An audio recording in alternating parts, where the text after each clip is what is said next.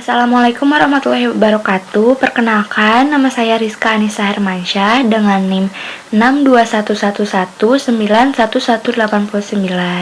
dari kelas J atau reguler sore. Di sini saya akan menjelaskan tentang salah satu organisasi internasional, yaitu International Maritime Organization.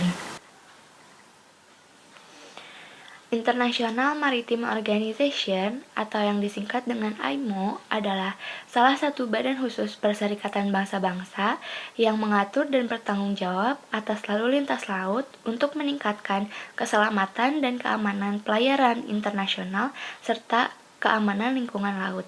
International Maritime Organization atau IMO pertama kali didirikan melalui sebuah konvensi yang dinaungi oleh Perserikatan Bangsa-Bangsa pada tanggal 17 Maret 1948 dan resmi didirikan 10 tahun setelahnya, yaitu pada tahun 1958, dan melakukan pertemuan pertama kali yang dilakukan pada tahun 1959. Saat ini, IMO memiliki 174 negara anggota dengan badan pengatur IMO, yaitu majelis yang terdiri dari seluruh negara anggota dan selalu melakukan pertemuan secara rutin setiap 2 tahun sekali. Gimana sih sejarah terbentuknya International Maritime Organization? Jadi, pada tahun 1948, sebuah konferensi internasional di Jenewa mengadopsi sebuah konvensi yang secara resmi membentuk International Maritime Organization, yang awalnya bernama Intergovernmental Maritime Consultative Organization atau yang disingkat dengan IMCO, dan namanya diubah menjadi International Maritime Organization pada tahun 1982. Konvensi IMO baru resmi didirikan pada tahun 1958 dan melakukan pertemuan pertama kali pada tahun berikutnya, yaitu pada tahun 1959. Tugas pertama IMO adalah mengadopsi versi baru dari keselamatan jiwa di laut dari seluruh perjanjian-perjanjian yang berhubungan dengan keselamatan maritim. Namun meskipun kepentingan keselamatan merupakan tanggung jawab paling penting IMO, saat ini ada isu baru yang tak kalah penting bagi International Maritime Organization, yaitu tentang masalah polusi. Apa saja sih yang menjadikan International Maritime Organization menjadi organisasi internasional? Faktor yang pertama adalah International Maritime Organization memiliki struktur organisasi yang jelas.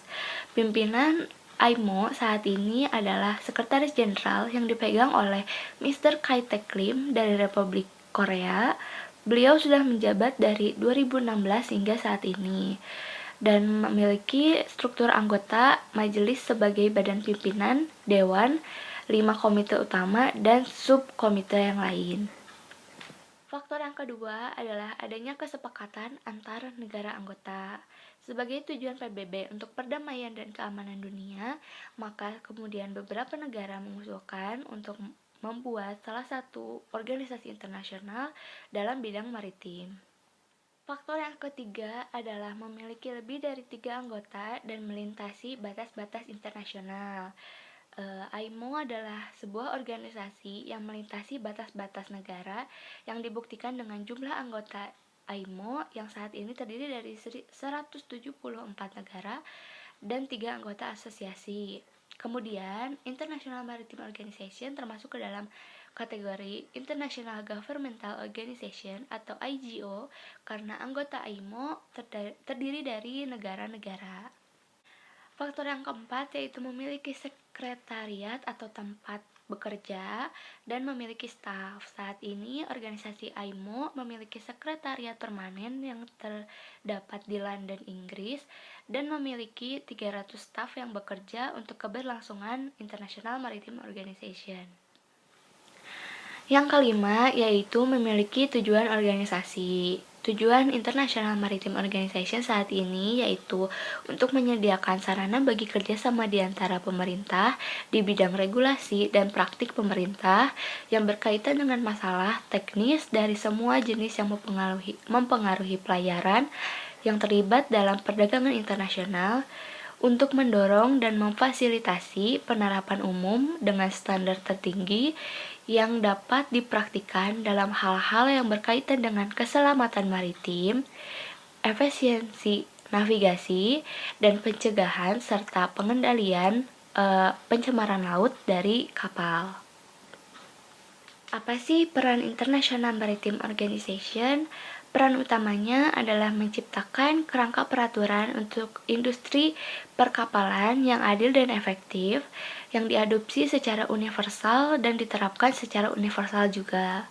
AIMO juga berperan sebagai wadah pada para industri internasional dalam peraturan dan standar yang harus disepakati dan diadopsi serta diterapkan secara internasional agar semua dapat beroperasi secara efektif dan tertib. Sekian penjelasan saya tentang salah satu organisasi internasional, yaitu International Maritime Organization. Saya kira penjelasan yang saya berikan sudah cukup general dan jelas. Semoga bermanfaat bagi kalian semua yang menonton video ini, dan mohon maaf apabila banyak kata-kata yang kurang dimengerti. Wassalamualaikum warahmatullahi wabarakatuh.